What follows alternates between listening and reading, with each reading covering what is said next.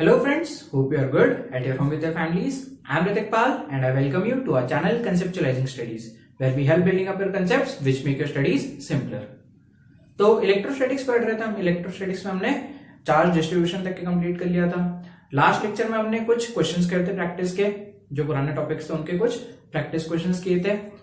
Hope आपने solve किए होंगे। अगर आपका कोई पुराना वीडियो मिस हो गया हो तो आप चैनल पे जाके पुराने वीडियोस देख सकते हैं। तो अब हम स्टार्ट करने जा रहे हैं इस चैप्टर का नेक्स्ट पार्ट, जो बहुत इंपॉर्टेंट है हर पॉइंट ऑफ व्यू से, एग्जामिनेशन पॉइंट ऑफ व्यू या concept building point of view, दोनों पॉइंट ऑफ व्यू से बहुत ज्यादा इंपॉर्टेंट टॉपिक है। That is electric field.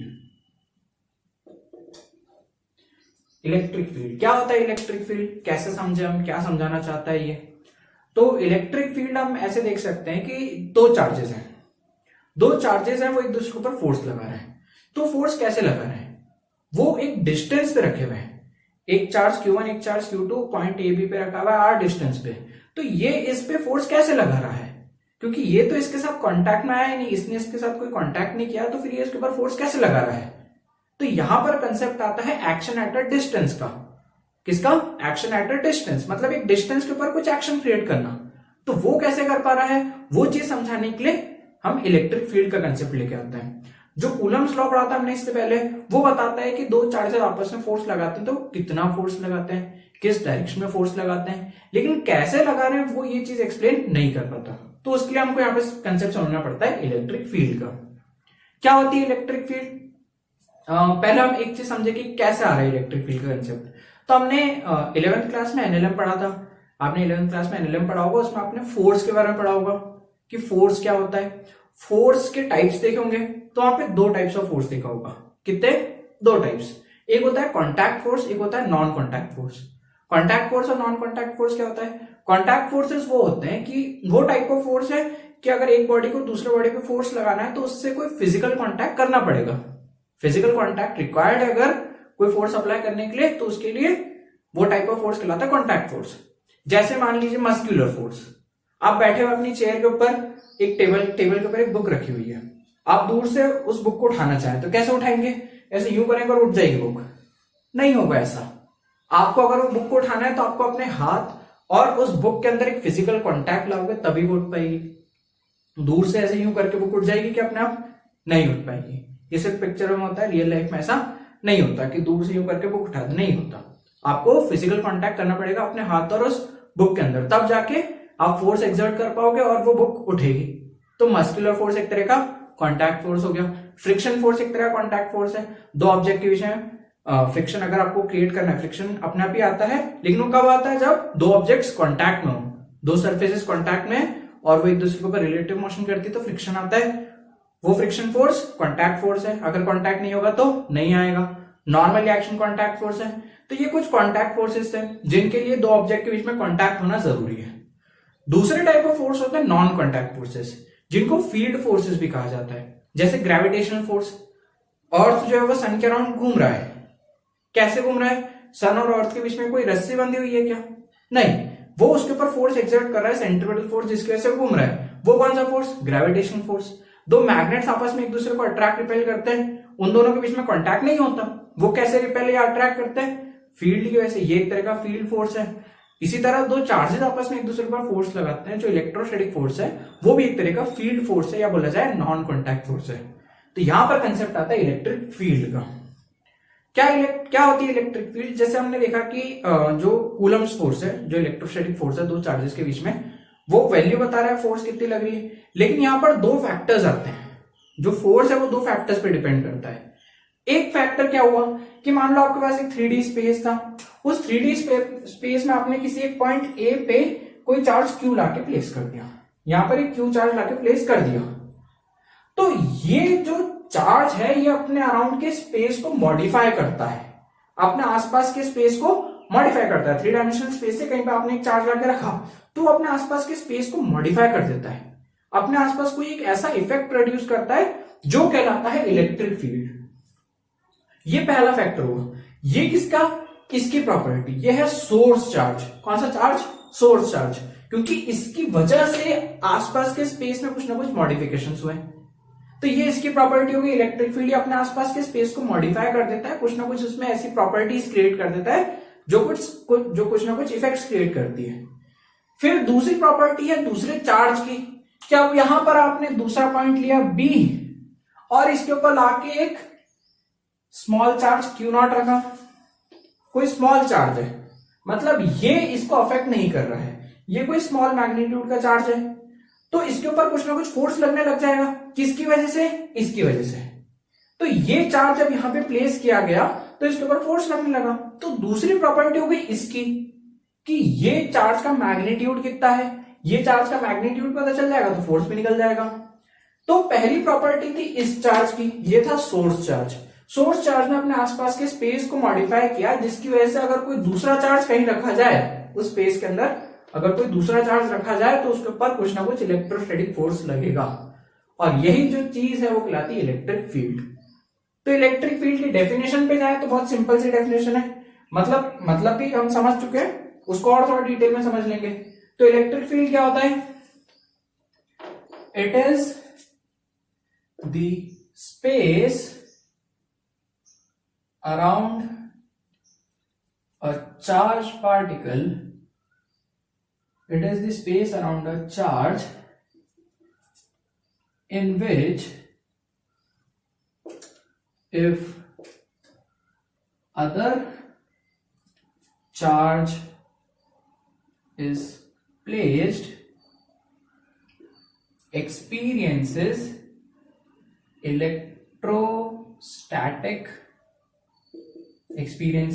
electrostatic force।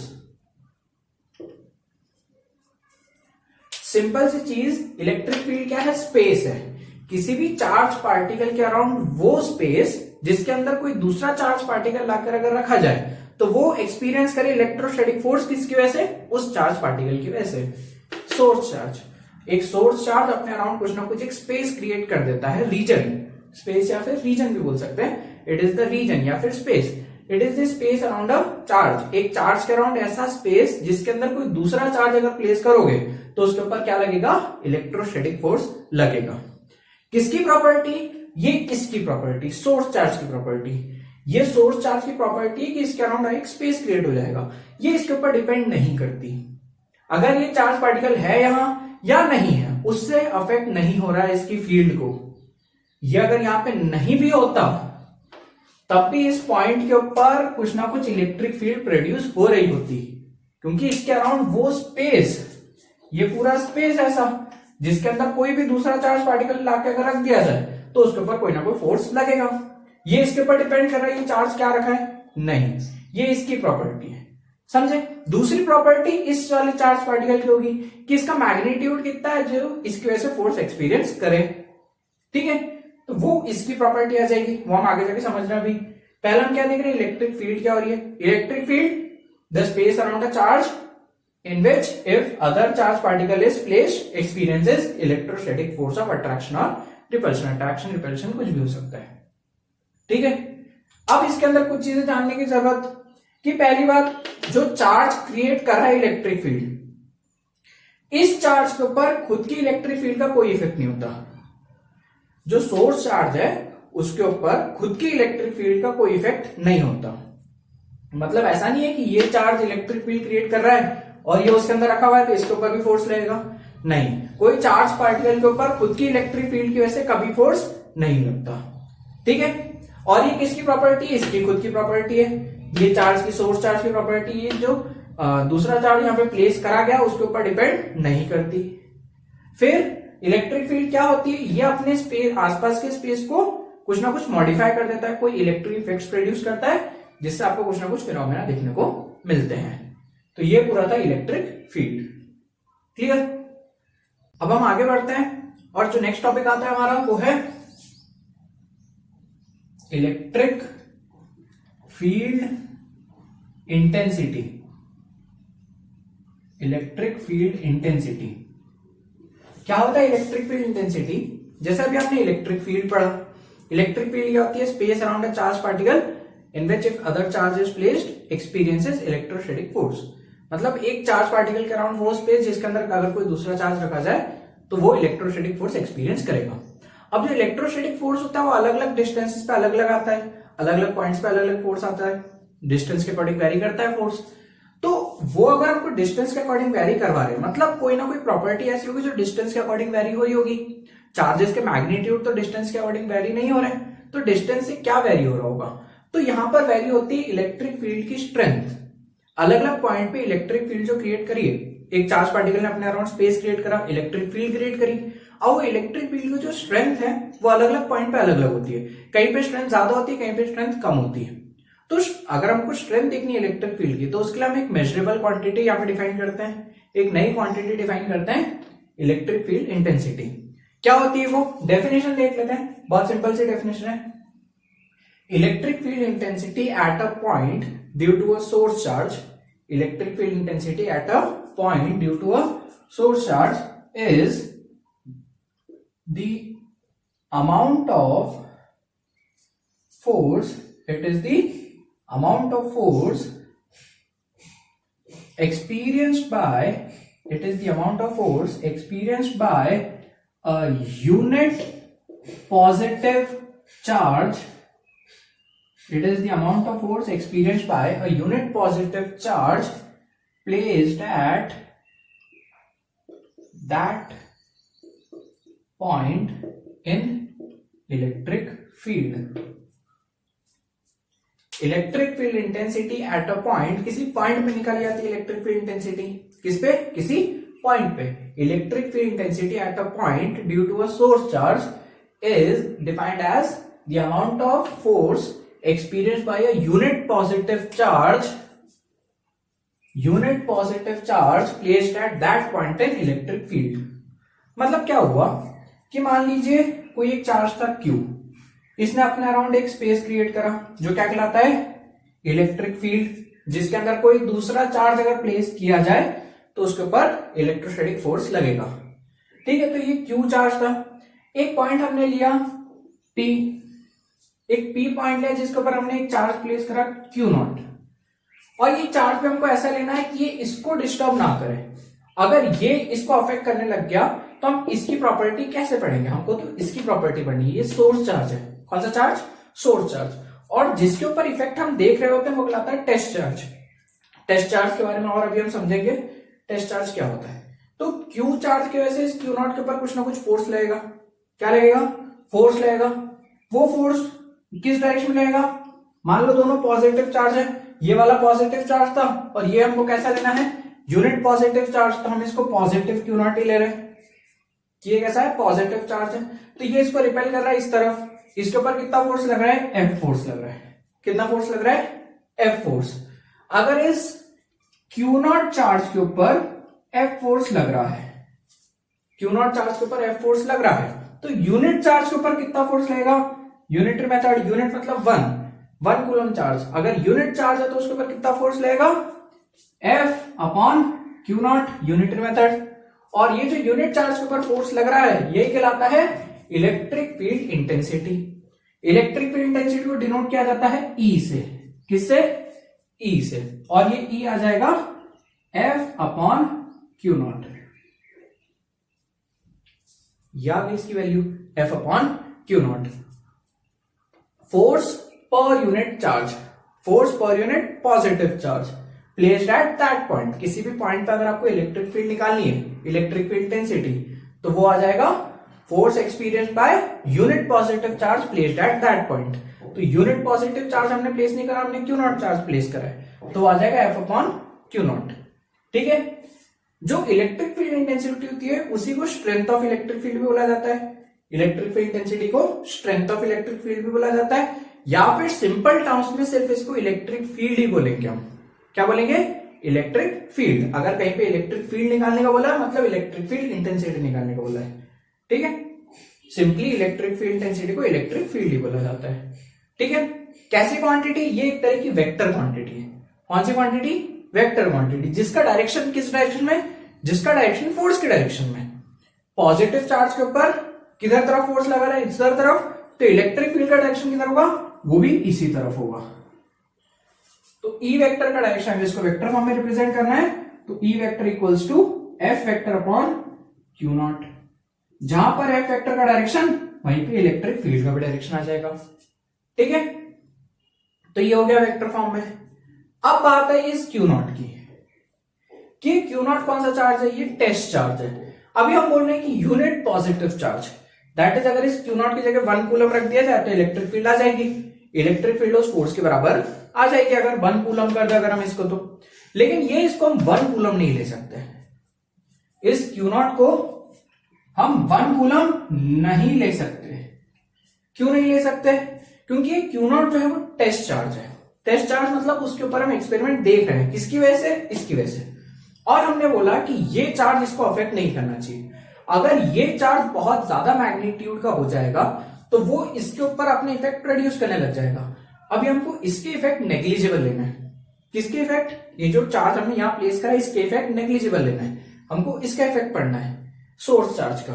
तो इसको हमको बहुत छोटे मैग्नीट्यूड का लेना पड़ेगा। और हमने देखा है कि 1 कूलम चार्ज जो होता है वो बहुत बड़ा मैग्नीट्यूड का चार्ज होता है, बहुत ज्यादा मैग्नीट्यूड का चार्ज होता है। 1 कूलम प्रैक्टिकली यूज करते ही नहीं है, तो 1 कूलम क्या हम टेस्ट चार्ज ले सकते हैं? नहीं। तो यहां पर हम टेस्ट चार्ज डिफाइन करते हैं। कौन सा charge? Test charge. Test charge क्या होता है? जिसका मैग्नीट्यूड बहुत छोटा है, बहुत छोटा होता है, इनफाइनेटेसिमली स्मॉल होता है वो चार्ज। दैट इज वो जो होता है चार्ज वो टेंड्स टू 0 होता है, उसका मैग्नीट्यूड बहुत छोटा होता है। बहुत छोटा, हम सबसे छोटा चार्ज कितना लेते हैं? इलेक्ट्रॉन के बराबर 1.6 इंटू 10⁻⁻19 कूलम। तो उस रेंज में अगर अप्रोच करने लग जाए चार्ज तो उसको टेस्ट चार्ज बोला जाएगा। कौन सा चार्ज? Test charge. ये सबसे मतलब बहुत छोटा मैग्नीट्यूड का चार्ज होता है। क्यों लिया ऐसा? क्योंकि ये चार्ज इसको अफेक्ट नहीं करना चाहिए। अगर ये चार्ज इसको अफेक्ट करने लग गया तो इसके हम प्रॉपर्टीज नहीं पढ़ पाएंगे, इसलिए इस चार्ज को बहुत छोटे मैग्नीट्यूड का चार्ज लिया जाता है, तो वो टेंड्स टू 0 होता है। तब यहां पे क्या होता है, ये फॉर्मूला थोड़ा सा चेंज हो जाता है। ये फॉर्मूले को हम लिखते हैं E vector equals to limit Q naught tends to 0 F vector upon Q naught. क्या लग गई यहां पे? लिमिट लग गई है ना। आपने 11th क्लास में लिमिट का थोड़ा सा कंसेप्ट समझा होगा। जब भी लिमिट लगती है मतलब आपको इस फंक्शन की वो वैल्यू निकालनी है जहां पे Q नॉट टेंड्स टू 0 हो, Q नॉट की वैल्यू बहुत छोटी है, तो वो आ जाएगा E vector that is electric field F upon Q not. ठीक है, तो यहां पर हम एक और डेफिनेशन बनाते हैं इलेक्ट्रिक फील्ड की, क्योंकि हम यूनिट पॉजिटिव चार्ज अगर बोल रहे हैं। कौन सा चार्ज? Unit positive charge. तो यूनिट चार्ज मतलब 1 कूलम, और 1 कूलम बहुत बड़ा चार्ज हो जाता है, तो हम उतना बड़ा चार्ज नहीं ले सकते। तो हम यहाँ पर एक और डेफिनेशन बनाएंगे, हम वहां पर रखेंगे टेस्ट चार्ज, और टेस्ट चार्ज के ऊपर फोर्स निकालेंगे और उसके साथ रेशियो निकाल देंगे फोर्स का। फोर्स के साथ रेशियो निकाल देंगे अगर टेस्ट चार्ज के मैग्नीट्यूड का, तो हमको इलेक्ट्रिक फील्ड मिल जाएगी। तो इलेक्ट्रिक फील्ड की एक और डेफिनेशन क्या हो गई? Electric field intensity at a point due to source charge is defined as the ratio of force exerted by source charge on a test charge. Test charge क्या होता है? पॉजिटिव होता है और बहुत छोटे मैग्नीट्यूड का होता है। Force exerted by source charge on test charge to, ratio बोला था तो to the magnitude of test charge. It is defined as the ratio of force exerted by source charge on test charge to the magnitude of test charge. Force को divide कर दिया जाए magnitude of test charge से तो आपको मिल जाएगी electric field intensity. ठीक है, कैसी क्वांटिटी? Vector quantity. डायरेक्शन किधर? जिस डायरेक्शन में फोर्स लगे उस डायरेक्शन में इलेक्ट्रिक फील्ड आ जाती है। ठीक है, अब इसकी यूनिट क्या आ जाएगी? इसकी यूनिट फोर्स की यूनिट न्यूटन और चार्ज की यूनिट कूलम। तो इसकी एसआई यूनिट होती है न्यूटन पर कूलम। इसके डायमेंशन आप निकाल सकते हैं, इसके एसआई यूनिट न्यूटन पर कूलम। इसकी एक और यूनिट यूज होती है वोल्ट पर मीटर। अब ये क्या होता है ये हम आगे जाके देखेंगे, है ना, नेक्स्ट चैप्टर में आएगा वोल्ट पर मीटर। बस इतना ध्यान रखना है कि इसकी एक ऐसा यूनिट इसकी वोल्ट पर मीटर भी होती है। इसके डायमेंशंस आप निकाल सकते हैं। ठीक है, आप कोशिश करिएगा इसके डायमेंशंस निकालने की। तो ये हुई electric field. Electric field intensity समझ में ही क्या था? It is the amount of force experienced by a unit positive charge placed at that point in electric field. किसी पॉइंट की इलेक्ट्रिक फील्ड निकाली जाती है, हर पॉइंट पे इलेक्ट्रिक फील्ड अलग अलग होती है। ठीक है, अब एक और फॉर्मूला हम यहाँ पे डिराइव कर रहे हैं। हमने देखा E equals to F upon Q naught हो रहा है, तो यहां से अगर हम एफ निकालना चाहें तो वो एफ क्या आ जाएगा, तो वो एफ की वैल्यू हो जाएगी ई इंटू क्यू नॉट। ये हो गया हमारा फॉर्मूला जो मैं इससे पहले बोल रहा था कि जो फोर्स होता है इलेक्ट्रोस्टैटिक फोर्स, ये दो फैक्टर्स पे डिपेंड करता है। किस पे? दो फैक्टर्स पे। एक फैक्टर हो गया इलेक्ट्रिक फील्ड, जो किसकी प्रॉपर्टी, जो इस सोर्स चार्ज की प्रॉपर्टी कि किसी पॉइंट पे ये कितनी इलेक्ट्रिक फील्ड क्रिएट कर रही है।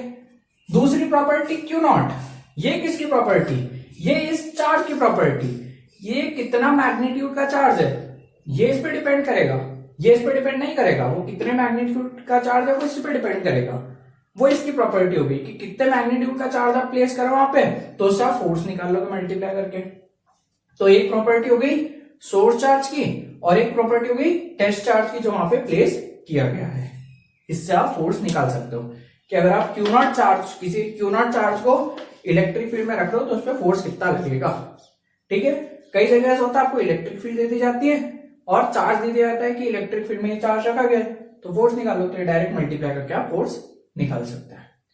तो F equals to E into Q naught. बहुत इंपॉर्टेंट फॉर्मूला है, ये आगे जाके बहुत जगह काम में आएगा। E equals to F upon Q naught या F equals to E into Q naught. Vector form में डायरेक्ट ऐसा लग जाएगा, क्यों? क्योंकि फोर्स का डायरेक्शन इलेक्ट्रिक फील्ड के डायरेक्शन में आ जाएगा। जिस डायरेक्शन में इलेक्ट्रिक फील्ड जा रही है उस डायरेक्शन में फोर्स लगने लग जाएगा। अगर पॉजिटिव चार्ज है तो, नेगेटिव चार्ज है तो इलेक्ट्रिक फील्ड के अपोजिट डायरेक्शन में। ये बहुत इंपॉर्टेंट चीज हो जाती है कि पॉजिटिव चार्ज के ऊपर फोर्स लगता है in the direction of electric field. Positive charge के ऊपर अगर आपको फोर्स निकालना है तो इलेक्ट्रिक फील्ड के डायरेक्शन में लगेगा फोर्स, और नेगेटिव चार्ज के ऊपर अगर आपको फोर्स निकालना है तो वो हो जाता है अपोजिट टू इलेक्ट्रिक फील्ड। अगर इलेक्ट्रिक फील्ड इस तरफ है, किसी गिवन रीजन में इलेक्ट्रिक फील्ड आपको दिए इस तरफ है, आपने वहां पर एक पॉजिटिव क्यू नॉट चार्ज रखा, तो इसके ऊपर फोर्स किस तरफ होगा, इसके ऊपर फोर्स इसी तरफ होगा। और वहीं पर अगर आप एक नेगेटिव चार्ज रखते हैं माइनस क्यू नॉट, तो इसके ऊपर फोर्स होता है इलेक्ट्रिक फील्ड के अपोजिट डायरेक्शन में। समझे? तो ये इलेक्ट्रिक फील्ड के डायरेक्शन में अपोजिट डायरेक्शन लगता है पॉजिटिव और नेगेटिव चार्ज के ऊपर फोर्स। ये आगे जाके और जगह काम में आएगा। तो ये पूरा कंसेप्ट है इलेक्ट्रिक फील्ड इंटेंसिटी का। समझ में आया? अब हम आगे बढ़ते हैं और जो नेक्स्ट टॉपिक आता है हमारा वो है electric field at a point due to a point charge. Electric field due to a point charge. Point charge की वजह से इलेक्ट्रिक फील्ड निकालनी किसी पॉइंट पे, तो वो कैसे निकाली जाए, उसकी कोई वैल्यू आएगी, वो कैसे आएगी। तो हम मान लेते हैं कि एक चार्ज क्यू प्रेजेंट है किसी पॉइंट O पे, O पॉइंट पे क्यू चार्ज प्रेजेंट है। यह अपने अराउंड एक स्पेस क्रिएट करेगा जिसके अंदर अगर कोई दूसरा चार्ज प्लेस करा जाए तो उसके ऊपर कुछ ना कुछ फोर्स रहेगा। हम एक पॉइंट ले लेते हैं P। एक P पॉइंट के ऊपर क्यू नॉट चार्ज प्लेस्ड है, टेस्ट चार्ज प्लेस्ड है, जिसका मैग्नीट्यूड इसके कंपैरिजन में बहुत छोटा होगा, और इन दोनों के बीच का जो डिस्टेंस है वो R है। कितना डिस्टेंस? R डिस्टेंस है। तो हमें अगर इस क्यू नॉट चार्ज के ऊपर इस क्यू चार्ज की वजह से फोर्स निकालना है, इस क्यू नॉट चार्ज के ऊपर इस क्यू चार्ज की वजह से फोर्स निकालना है, तो उसका फॉर्मूला हमको पता है। दोनों पॉइंट चार्जेस हैं, फॉर्मूला F। फोर्स कैसे निकाला जाएगा? कूलम्स लॉ से। क्या बोलता है कूलम्स लॉ? दो पॉइंट चार्जेस हैं, दोनों का मैग्नीट्यूड Q और Q नॉट है, दोनों के बीच का डिस्टेंस R है, तो इनके ऊपर जो फोर्स लगेगा वो है K Q not upon R square. ये आ गया फोर्स K मतलब 1/4 pi epsilon not Q not upon R square. ये आ गया फोर्स। अब हमको निकालना है इलेक्ट्रिक फील्ड। क्या निकालना है? Electric field. तो इलेक्ट्रिक फील्ड का हमको फॉर्मूला पता है, E equals to F upon Q naught. पता है हमको E equals to F upon Q naught, force per unit charge. Force हमको पता है, क्यू नॉट हमको पता है, तो इलेक्ट्रिक फील्ड आएगा 1 अपॉन क्यू नॉट, और फोर्स की जगह Q not upon R square. क्या कैंसिल हुआ? ये क्यू नॉट से ये क्यू नॉट कैंसिल हो गया, बचा E equals to Q upon R square. E equals to Q upon R square. ये आ गया इलेक्ट्रिक फील्ड का मैग्नीट्यूड। इसका डायरेक्शन निकालना है तो कैसे निकाला जाएगा, इसका डायरेक्शन हमारा डिपेंड करेगा इस चार्ज के ऊपर, ये चार्ज के ऊपर डिपेंड करेगा इलेक्ट्रिक फील्ड का डायरेक्शन कैसा आएगा। ठीक है, अभी इसका मैग्नीट्यूड देखें के Q upon R square, K की value 1/4 pi epsilon naught Q upon R square, ये आ गई। और ये किसके लिए आई, ये आई वैक्यूम के लिए या एयर के लिए, फ्री स्पेस के लिए। और अगर कोई दूसरा मीडियम होता, यहां पर कोई दूसरा मीडियम प्रेजेंट होता के डाइलेक्ट्रिक कांस्टेंट का, तब इलेक्ट्रिक फील्ड आती 1/4 पाई एप्सिलॉन नॉट और साथ में आ जाता है के डाइलेक्ट्रिक कांस्टेंट या रिलेटिव परमिटिविटी और क्यू अपॉन आर स्क्वायर। यह है फॉर्मूला समझ में, के आ गया नीचे डिवाइड में। तो इस तरीके से आप इलेक्ट्रिक फील्ड निकाल सकते हैं। ठीक है, इलेक्ट्रिक फील्ड का डिपेंडेंस देखे तो बताओ किस फैक्टर्स पे डिपेंड कर रहा है, मीडियम पे डिपेंड कर रहा है। कैसे डिपेंड कर रहा है, ई इनवर्सली प्रोपोर्शनल टू के आ रहा है। किसी मीडियम का के जितना ज्यादा इलेक्ट्रिक फील्ड उतनी कम हो जाएगी वहां पर। इलेक्ट्रिक फील्ड चार्ज के मैग्नीट्यूड पे डायरेक्टली डिपेंड कर रहा है, जितना ज्यादा चार्ज का मैग्नीट्यूड ये वाला उतना ज्यादा इलेक्ट्रिक फील्ड प्रोड्यूस करेगा वो किसी पॉइंट पे। इस वाले चार्ज के मैग्नीट्यूड पे डिपेंड कर रहा है, नहीं कर रहा, इससे अनअफेक्टेड है पूरी तरीके से। डिस्टेंस पे कैसे डिपेंड कर रहा है, ई इनवर्सली प्रोपोर्शनल टू आर का स्क्वायर, दैट इज जैसे जैसे डिस्टेंस बढ़ेगा वैसे वैसे इलेक्ट्रिक फील्ड उसके स्क्वायर के इनवर्सली प्रोपोर्शनल कम होती जाएगी। इसका ग्राफ देखा अगर हम इलेक्ट्रिक फील्ड इंटेंसिटी का आर के साथ, तो आर स्क्वायर वो भी इनवर्सली प्रोपोर्शनल, तो उसका ग्राफ कुछ इस तरीके से चलता है। आर की वैल्यू अगर 0 कर दी जाए तो इलेक्ट्रिक फील्ड इनफाइनाइट आ जाएगी, वो नॉट डिफाइंड है क्योंकि किसी चार्ज की वजह से खुद के ऊपर इलेक्ट्रिक फील्ड नहीं निकालते हम, तो वो नॉट डिफाइंड है, वो वहां पे हम उस ग्राफ को शो ही नहीं करेंगे। और आर जब इन्फिनिटी हो जाएगा तब जाके इलेक्ट्रिक फील्ड 0 होगी, आर की वैल्यू इन्फिनिटी हो जाएगी तब जाके इलेक्ट्रिक फील्ड क्या आएगी 0। दैट इज ये इनफाइनाइट रेंज तक के जाता है फोर्स, इलेक्ट्रिक फोर्स होता है वो लॉन्ग रेंज फोर्स होता है, इनफाइनाइट रेंज तक जाता है, तो ये इनफाइनाइट रेंज तक के जाएगा। वो ग्राफ इस तरह से रिप्रेजेंट किया जाएगा किसी पॉइंट चार्ज के इलेक्ट्रिक फील्ड का। ठीक है, अब आते हैं किसके ऊपर, डायरेक्शन ऑफ इलेक्ट्रिक फील्ड के ऊपर। वो डिपेंड करता है इस चार्ज के ऊपर कि ये चार्ज कैसा लिया आपने। हमने बोला है कि इलेक्ट्रिक फील्ड का जो डायरेक्शन होता है, वेक्टर फॉर्म में देखें तो इलेक्ट्रिक फील्ड का डायरेक्शन फोर्स की डायरेक्शन में ही होता है। ये हमने फॉर्मूला पढ़ा है, जिस डायरेक्शन फोर्स लगे उस डायरेक्शन में इलेक्ट्रिक फील्ड आएगी। लेकिन ये कैसा चार्ज, यूनिट पॉजिटिव चार्ज, मतलब पॉजिटिव चार्ज है। ये वाला चार्ज हमने फिक्स कर दिया कि ये तो पॉजिटिव होगा। अब इसके ऊपर डिपेंड करेगा, इलेक्ट्रिक फील्ड का डायरेक्शन डिपेंड करेगा इस चार्ज के ऊपर। ये हमने चार्ज फिक्स कर दिया पॉजिटिव चार्ज। अब ये अगर मान लीजिए पॉजिटिव चार्ज है, कैसा चार्ज है, पॉजिटिव चार्ज, तो ये पॉजिटिव चार्ज इस पॉजिटिव चार्ज को क्या करेगा, रिपेल करेगा along the line joining the two charges इस डायरेक्शन में। दैट इज फोर्स का आपको डायरेक्शन पता चल गया इस तरफ है, तो इलेक्ट्रिक फील्ड का डायरेक्शन फोर्स के डायरेक्शन में होता है। दैट इज इलेक्ट्रिक फील्ड का डायरेक्शन भी इसी तरफ होगा, किसके लिए, पॉजिटिव चार्ज के लिए। और वहीं अगर मैं बोलता कि ये वाला चार्ज नेगेटिव चार्ज था और ये चार्ज आपने क्यू नॉट लिया, ये पॉजिटिव लेना है आपको, तो आपको अब इलेक्ट्रिक फील्ड का डायरेक्शन बताना है किस तरफ होगा। तो ये नेगेटिव चार्ज है, ये पॉजिटिव चार्ज है, ये नेगेटिव चार्ज इस पॉजिटिव चार्ज को क्या करेगा, अट्रैक्ट करेगा। दैट इज इस तरफ आएगा फोर्स का डायरेक्शन। तो फोर्स अगर इस तरफ है तो इलेक्ट्रिक फील्ड का डायरेक्शन किस तरफ आएगा, फोर्स की डायरेक्शन में। दैट इज नेगेटिव चार्ज के इलेक्ट्रिक फील्ड का डायरेक्शन किस तरफ आ रहा है, नेगेटिव चार्ज के लिए इलेक्ट्रिक फील्ड का डायरेक्शन आ रहा है टुवर्ड्स द चार्ज, और पॉजिटिव चार्ज के इलेक्ट्रिक फील्ड का डायरेक्शन कैसा आ रहा है, अवे फ्रॉम द चार्ज। तो पॉजिटिव चार्ज के लिए अगर इलेक्ट्रिक फील्ड बनानी हो आपको किसी पॉइंट पे, पॉजिटिव चार्ज के लिए अगर आपको इलेक्ट्रिक फील्ड बनानी है तो आप कहीं पे भी बनाएंगे, किसी भी पॉइंट के ऊपर इलेक्ट्रिक फील्ड की डायरेक्शन बतानी है तो वो कैसी होगी, अवे फ्रॉम द चार्ज, उस चार्ज से अवे, दूर जाती हुई, इस तरह से इलेक्ट्रिक फील्ड पॉजिटिव चार्ज के लिए दूर जाती हुई। और वहीं अगर नेगेटिव चार्ज के लिए बनानी है आपको किसी पॉइंट पे इलेक्ट्रिक फील्ड, तो कैसी बनाएंगे आप, उस चार्ज की तरफ आती हुई, टुवर्ड्स द चार्ज, उस चार्ज की तरफ आती हुई इलेक्ट्रिक फील्ड, समझे। तो पॉजिटिव चार्ज और नेगेटिव चार्ज की बात होगी, एक सिंपल सी डेफिनेशन। पॉजिटिव चार्ज के लिए इलेक्ट्रिक फील्ड जो होती है वो आउटवर्ड होती है और एक्सपांडिंग होती है, फैलती हुई, आउटवर्ड एंड एक्सपांडिंग, उससे बाहर जा रही होगी और फैल रही होगी। और नेगेटिव चार्ज के लिए इनवर्ट्स होगी और कॉन्ट्रैक्टिंग होगी, उसकी तरफ आती होगी और कॉन्ट्रैक्ट हो रही होगी। तो ये नेगेटिव चार्ज और पॉजिटिव चार्ज के लिए इलेक्ट्रिक फील्ड किसी भी पॉइंट पे आप बना सकते हैं। तो ये आपने पॉइंट चार्ज की वजह से इलेक्ट्रिक फील्ड देखी। फॉर्मूला आया k/r², सिंपल सा k/r², जहां पे k है 1/4πε0, q/r² हो गया। और अगर कोई डाइलेक्ट्रिक मीडियम रखा हो तो k आ जाएगा डाइलेक्ट्रिक कांस्टेंट उसका q/r²। इस तरह से फॉर्मूला बन जाएगा। डिपेंडेंस देखा k पे कैसे डिपेंड कर रहा है, q पे और r पे।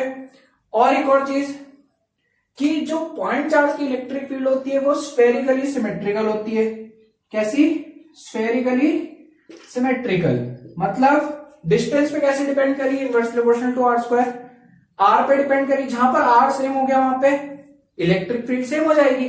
दैट इज जिन जिन पॉइंट्स के लिए r की वैल्यू सेम, उन पॉइंट्स की इलेक्ट्रिक फील्ड भी कांस्टेंट। एक पॉइंट चार्ज के अराउंड ऐसा कौन सा आप शेप बना सकते हैं जहां पे r सेम होगा, तो वो आएगा एक स्फीयर। दैट इज एक स्फीयर के ऊपर हर पॉइंट पे इलेक्ट्रिक फील्ड कांस्टेंट रहेगी। जब चार्ज कहां रखा हो, उसके सेंटर पे रखा हो। एक पॉइंट चार्ज के रिस्पेक्ट में इलेक्ट्रिक फील्ड स्फेरिकली सिमेट्रिकल होती है। ठीक है, तो ये था electric field due to point charge. अब हमारा जो नेक्स्ट टॉपिक आता है वो है electric field due to system of charges. Electric field due to system of charges बहुत सिंपल सी चीज है कि अगर आपको एक सिस्टम ऑफ चार्जेस दिया हो, Q1, Q2, Q3 up to Qn, ऐसे n नंबर ऑफ चार्जेस दिए हैं, और आपको इन n नंबर ऑफ चार्जेस की वजह से एक पॉइंट P के ऊपर इलेक्ट्रिक फील्ड इंटेंसिटी निकालनी है। तो आप कैसे निकालेंगे? तो ये यहां पर सेम वो जैसा हमने कूलम्स लॉ में लगाया था, प्रिंसिपल ऑफ सुपरपोजिशन लगाया था, वैसे यहां पे principle of superposition for electric field लग जाएगा। Principle of superposition for electric field कि अगर आपको एक पॉइंट चार्ज की वजह से किसी एक पॉइंट पे इलेक्ट्रिक फील्ड निकालनी है एक सिस्टम ऑफ चार्जेस में, तो एक पॉइंट चार्ज की इलेक्ट्रिक फील्ड किसी पॉइंट पे इंडिपेंडेंट होगी बाकी चार्जेस की प्रेजेंस की वजह से। अगर आप इसकी वजह से इस पॉइंट पे इलेक्ट्रिक फील्ड निकाल रहे हैं तो वो इन सबसे अफेक्ट नहीं होगी। और इस पॉइंट पे जो नेट इलेक्ट्रिक फील्ड निकालना है वो सारे पॉइंट की वजह से, सारे चार्जेस की वजह से इलेक्ट्रिक फील्ड निकाली जाए और सबका वेक्टर सम कर दिया जाए। कैसा? Vector sum. इस चार्ज की वजह से इस पॉइंट पे इलेक्ट्रिक फील्ड E1 में आई, वो इस तरफ आई, डायरेक्शन उसका ऐसा आया। इस चार्ज की वजह से इलेक्ट्रिक फील्ड इस पे इधर तरफ आई, E2, सारे पॉजिटिव चार्जेस हैं, E2 इधर आई, E1 इधर आई, E3 इसकी वजह से इधर तरफ आई, E4 इसकी, En इस तरफ आई।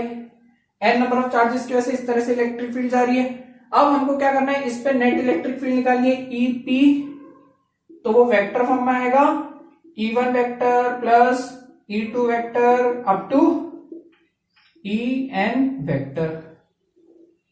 सारी इलेक्ट्रिक फील्ड निकालें और उनका क्या निकाल दिया जाए, वेक्टर सम निकाल दिया जाए। तो इस तरह से आप इलेक्ट्रिक फील्ड इंटेंसिटी निकाल सकते हैं किसी एक पॉइंट पे, किसकी वजह से, सिस्टम ऑफ चार्जेस की वजह से।